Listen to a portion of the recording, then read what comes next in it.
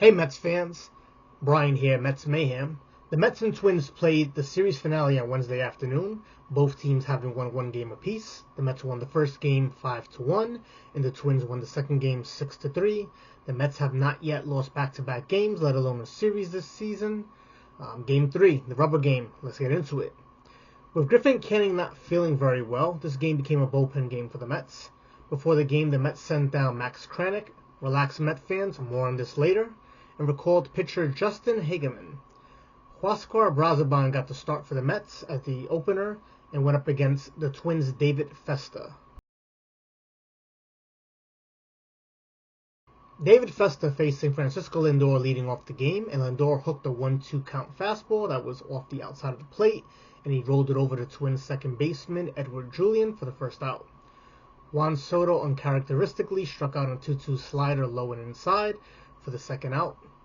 And falling behind on Pete Alonso 2-0, Festa then got him to pop up on an 88-mile-an-hour changeup for the third out.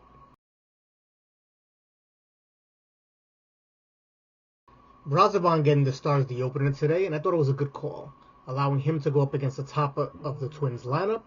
He paid immediate dividends. He struck out Twins leadoff batter Edward Julian, looking at a 2-2 sinker for the first out. Buxton then chased a first pitch sinker up in the zone and flew out to Brandon Nimmo in left field for the second out.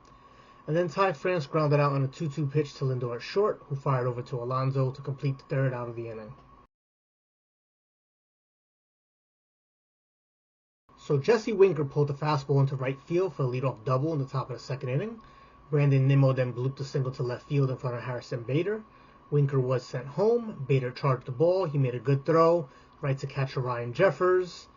Jeffers turned to put the tag on Winker, but Winker's slide evaded the tag. Unfortunately, it also evaded the plate. And before Winker couldn't get back to the plate to tag it, Jeffers tagged Winker, and Winker was out. Brandon Nimmo didn't go to second base on the throw, so now we have one out. Brandon Nimmo at second, and Luis Angel Acuna at the plate. Festa got Acuna to strike out swinging. He missed an outside changeup for the second out of the inning.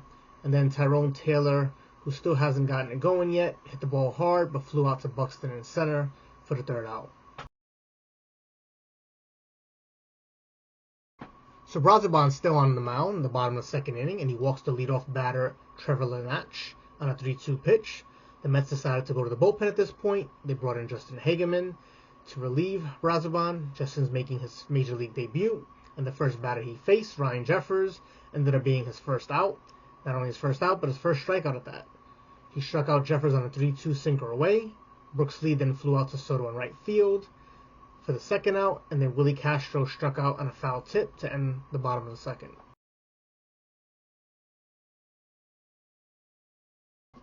Brett Beatty is leading off the top of the third inning, and I can really notice the difference in his approach right now. Early in the season, Beatty was taking pitches early in the count. He was falling behind. He was getting himself out.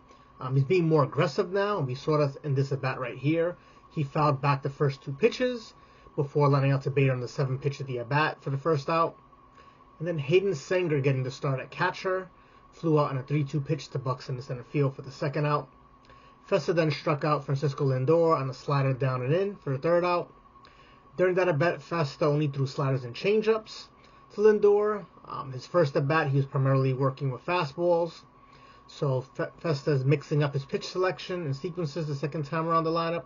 Hopefully the Met batters can, take notice of this and make adjustments. Hageman's still on the mound for the Mets, and he strikes out Deshaun Kiersey Jr. looking for the first out of the inning, his third strikeout of the game. Harrison Bader, who's just been a pest this entire series so far, then singles on a ground ball to the left side. That puts runners on first with one out for Twins second baseman Edward Julian. Hageman then throws a cutter that didn't quite get inside enough. Julian swings at the first pitch. He lands a double into center field. That puts runners at second and third with one out. So now we have Byron Buxton coming up to the plate, and Buxton hits a hard ground ball to third base. Beatty's playing in on the edge of the grass. He fields it cleanly. He doesn't hesitate. He throws home to Sanger. Sanger makes the play and the tag on Bader to get Bader out of home. So now we have two outs. Julian advanced to third base on the play. So now we have first and third, two outs. Ty France at the plate. trying to get the Twins on the board, but Hageman strikes him out on a slider away off the plate, and that ends the inning. Hageman's 4th strikeout of the game.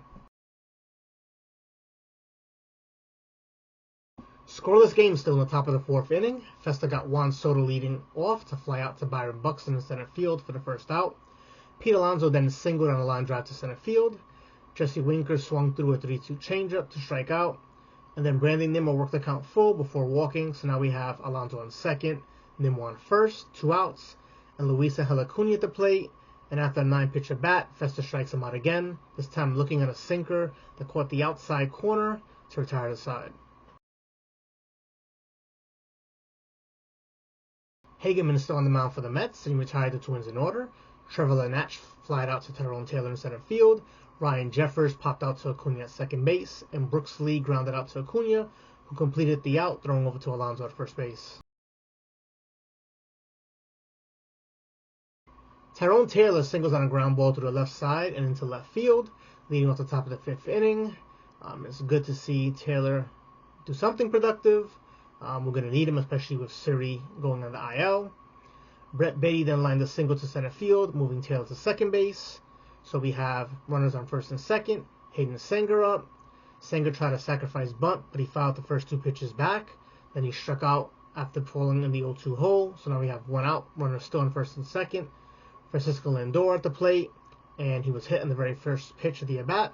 Now the bases are loaded, and that ended David Festa's afternoon. The Twins brought on Danny Colombe in relief to face Juan Soto. The bases loaded, 1 out. Big opportunity here for the Mets to score some runs. But Soto hits a ground ball right at the Twins second baseman Julian, who was playing on the edge of the grass. He was able to tag Lindor from where he was, run over to first base, step on first base himself. So he gets the unassisted double play. The Mets walk away from the top of the 5th inning, scoring no runs.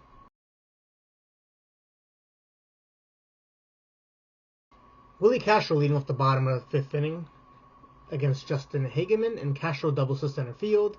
The Mets challenged the call at second, believing Castro was tagged out before touching the bag, but in a rare instance, the Mets challenge was unsuccessful, and the call was upheld. Deshaun Kiersey Jr. then grounded out to Pete Alonso at first base. Essentially, this worked as a sacrifice bunt because Castro moved over to third base. So now we have a runner on third base and 1 out. Mendoza then goes to the bullpen. He brings on Jose Butto in relief of Hageman, and he's facing Harrison Bader. Bader continues to kill the Mets, hits a hard ground ball past the diving Beatty into left field, drives in Willie Castro. The Twins now have a 1-0 lead. Edward Julian then hit a ground ball between the hole at first and second. Acuña ranged to his left. He fielded the ball. He stumbled a little bit, but then he fired the ball to Alonso, got the first out. So that brings up Byron Buxton, Bader on second base, and 2 outs. And Buxton drops a single in front of Taylor in center field to drive in Bader. Now the Twins have a 2-0 lead. Butto then ended the damage by striking out Ty France to end the 5th inning.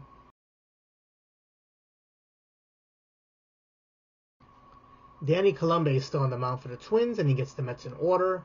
3 up, 3 down, at the top of the 6th inning. Pete Alonso flew out to Kiersey Jr. in right. Jesse Winker was called out on strikes, and Brandon Nimmo grounded out to Julian at second base, who tossed the ball over to Ty France for the 3rd out. Jose Butto still on the mound at the bottom of the 6th inning, and he gets Trevor Lanach leading off to pop out to Francisco Lindor at shortstop for the 1st out. Ryan Jeffers then draws a 4-pitch walk to put runners on first and 1 out for Brooks Lee. Brooks pulled a 1-2 change to Alonso at first base, but it wasn't hit very hard, so all he can do is get the out at first base. So that moves Jefferson to second base on the play. Now we have Willie Castro. He hits a ground ball that Alonso dove and stopped. He got to his knees and tossed the ball to Butto, covering at first base, but the first base umpire ruled Castro safe. On this play, Alonso alerted Butto to throw home, as Jeffers is rounding third, scoring home. He was safe. That makes it a 3-0 lead for the Twins. The Mets lost a challenge early in the game, so they didn't have a challenge to use. It did appear that the safe call was incorrect, so that came back to bite the Mets here. So now we have Castro on first. Deshaun Kiersey Jr. hits a ground ball through the right side for a single. So Castro running on 2 outs, he got to third base. So first and third, 2 outs. Harrison Bader at the plate. This time Bader didn't torture his former team, and Butto got him on a generous inside third strike call to end the inning.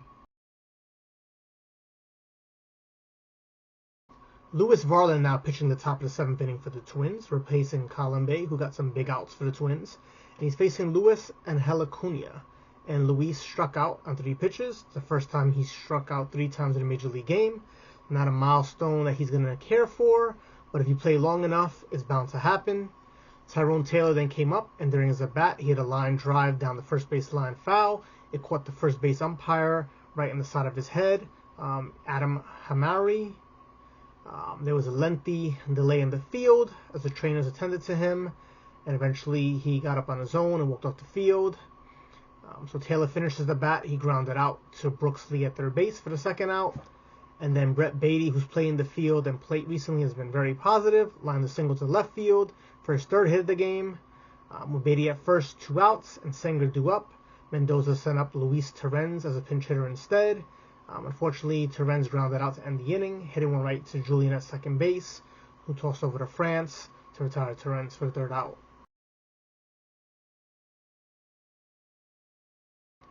Ryan Stanek now on the mound for the Mets, replacing Jose Butto, and he's pitching to Luis Torrens, who stayed on the game as catcher after pinch hitting for Hayden Sanger. And Stanek gets into immediate trouble. He walks Edward Julian on a 3-2 pitch. Byron Buxton then hits an infield single to Acuna at second base. So we got first and second, nobody out, tie France up. But Stanek was able to settle down and get out of it unscathed. He struck out Ty France. He got Lenach to fly out to Taylor in center field. And he got Jeffers to fly out to Soto in right field to end it. Griffin Jax, who pitched in the opening game, now in relief of Varland in the top of the 8th inning. And the first batter he faces is Francisco Lindor, who lines a single to right center field. Juan Soto, who's continuing to struggle, strikes out for the first out of the inning. Juan Soto's polar opposite, Pete Alonso, the polar bear, continues to be red hot, lining a double into the left field corner. That scores Lindor. It brings the Mets to 3-1 now, their first run on the board. And Winker follows Alonso with a double of his own. He pulls this ball into the right field corner. That scores Alonso, brings the Mets within 1. It's now 3-2. Brandon Nimmo comes up, and he makes the second out of the inning. He hits a hard ground ball, but it's exactly where Julian is positioned. And then we have Luis and Helicunia now with 2 outs, runner at second base. He's had his worst day at the plate in the major league so far, but he made up for it. He had a ground ball into the hole. Shortstop Willie Castro couldn't come up with. It goes into left field. It ties the game up at 3. Acuna then steals second base on the first pitch. The Twins didn't really pay much attention. Not sure why. Tyrone Taylor, trying to give the Mets the lead, hits a low sinking line drive to left field that Harrison Bader dives to rob him of a hit and RBI, instead recording the 3rd out and keeping this game tied.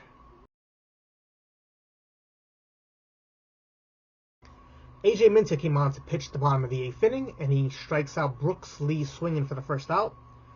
Mickey Gaspar came on to pinch hit for Willie Castro. He worked the count full before Minter got him to strike out as well.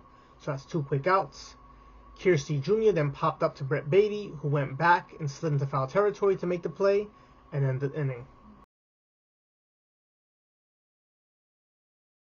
Carlos Correa, who injured his wrist in yesterday's game, came on for the Twins, replacing Gasper, and took over at shortstop. Yohan Duran came on to pitch, replacing Griffin Jax. Duran blows a 99-mile-an-hour fastball past Beatty to strike him out for the first out. Luis Torrens then grounds out to Julian at second base for the second out. After striking out to end the last game against Duran, Francisco Lindor walks on a 3-1 count this time. However, Duran then strikes out Soto on a 1-2 knuckle curve, down and in, to send the Mets down to the top of the 9th inning. The Mets bring on Edwin Diaz to pitch the bottom of the 9th inning, tied 3-3. Harrison Bader is the leadoff batter. He works a 3-2 count and then walks. Diaz is not looking very sharp.